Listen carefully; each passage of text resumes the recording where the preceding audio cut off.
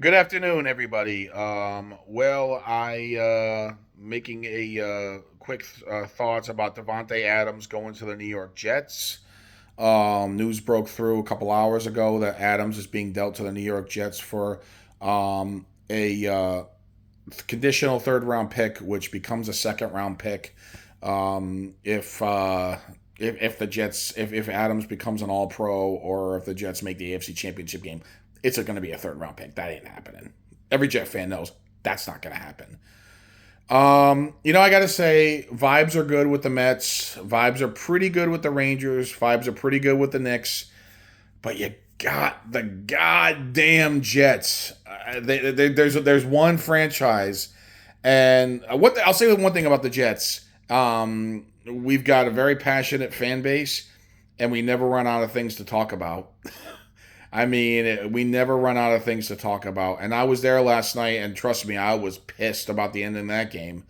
But you gotta look at it. I mean, Davante Adams is getting to be reunited with Aaron Rodgers, and they're selling the fan base. It says, "Hey, we're trying. The season's not over. We could turn this around. We're right there." Bullshit. Bullshit. We know you're getting your asses killed on Sunday night by the Pittsburgh Steelers.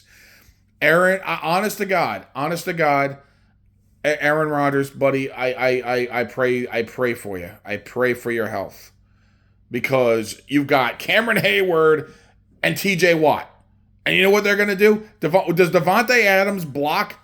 No, he's not an offensive lineman. T.J. Watt is going to run over Tyron Smith. Cameron Hayward is going to run right all over Morgan Moses.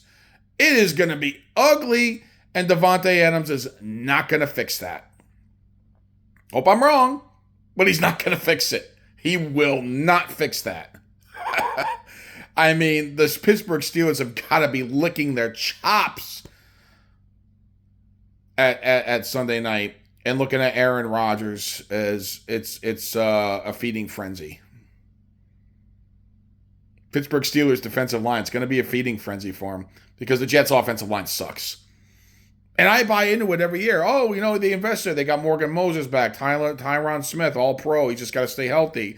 We got Vera Tucker back. We got Titman. He's a good young center. Well, we signed this guy from Baltimore. Every year I tell myself, and it's the same shit. It's the same goddamn shit. Every Jet fan knows Davante Adams. It's a move to save publicity. They're not beating the Steelers Sunday. Every Jet fan knows. By the way, Justin Fields, I know he's not a great quarterback. He's not like Josh Allen, but he can run. Jets can't stop that. Harris, he can run. Jets can't stop that. Fields doesn't have to throw the ball, and I don't think he's going to. And the Steelers will be totally fine winning a 16-6 game. Or a 10-3, whatever. That's Steeler football. And we're going to their house. You think Aaron Rodgers is going to last this game? Davante, buddy, I get you I appreciate you wanting to come here to be reunited with Aaron, but this is a publicity move to save face. It's not a football move. It's not. Okay, maybe Davante. Well, first of all, maybe if I will say this: if Aaron Rodgers threw to Davante Adams last night instead of Mike Williams, maybe that's a catch, and maybe we win that game. And if anybody else other than Greg fucking Zerline was kicking the ball, we would have won the game.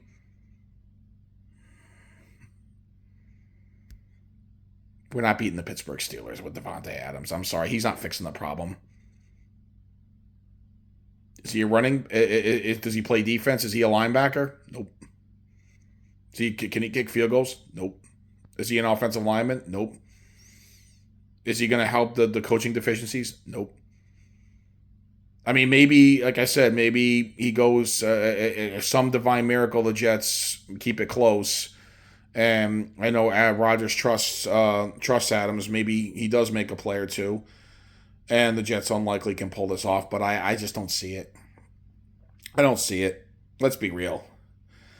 It'll be 2-5, and they'll beat the Patriots because let's face it, the Patriots suck. The Shenandoah Plainsmen can beat the New England Patriots. I mean, Yeah, the Saskatchewan Roughriders can beat the New England Patriots. The Albany Firebirds can beat the New England Patriots. That's not going to be anything to write home about. So they'll be 3-5, and they'll be going into the Houston Texan Thursday night game on Halloween, the next home game. CJ Stroud is going to carve up that off defense. So we'll be 3-6. Again, Adams on paper, yeah, it's a publicity move. It's a nice move, but he doesn't play defense, and he's not an offensive lineman, and he's not on a special teams. He can't kick, and he's not a coach. He's not responsible for the scheme. It's not going to help the Jets. It's a last minute publicity move. It doesn't solve what their glaring issues are. So, I gotta say, had we won last night, maybe I'd be feeling a little bit different about it. At least he's not going to the Bills. At least he's not going to the Steelers. But at the same time, would it really have mattered? I mean, it just would have made him even look that much worse from a publicity can't talk standpoint. But let's face it, this is not going to help. I mean, that we have no shot against the Pittsburgh Steelers. So we're looking at 2-5. Again, by some divine miracle, the Jets pull this out. Great, but I'll believe it when I see it, and I just don't see it. So, anyways, that's my thoughts. It's a publicity move. It's not going to help their biggest issues, but Mike Williams will be gone. Yeah, and Mike Williams, and I admit that was another one I thought was good, and he's been awful. So we got to get rid of him.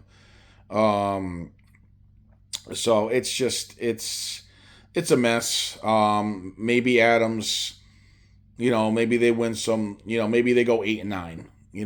Right now I see this team at 7-10 or 8-9.